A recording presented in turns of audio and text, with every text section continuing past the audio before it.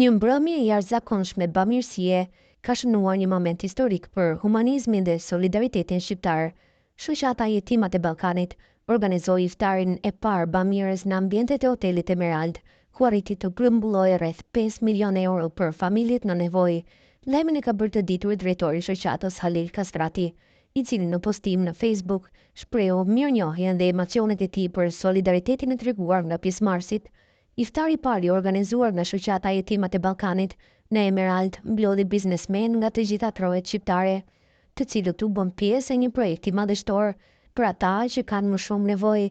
Me një solidaritet të pashoq, ata dhuruan afro 5 milion euro, duke dëshmuar edhe një herë se mirësia dhe humanizmi janë vlera që na bashkojnë, shkroi ai. Këtij aksioni të madh bamirësie ju bashkuan dhjetra biznesmen dhe individ, duke treguar gatishmërinë e tyre për të ndihmuar ata që kanë nevojë më shumë.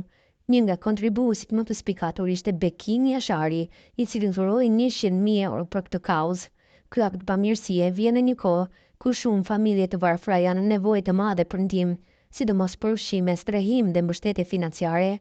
Shuma e mbledhur do të përdoret për ndihma direkte ndaj këtyre familjeve, duke siguruar kushte më të mira jetese. Shoqata e Jetimat e Ballkanit ka një histori të gjatë të suksesshme në ndihmën humanitare. Puna e tyre e palodhur ka ndikuar në jetën e mijëra familjeve në Kosovë, Shqipëri, Maqedoninë e Veriut dhe viset e tjera shqiptare.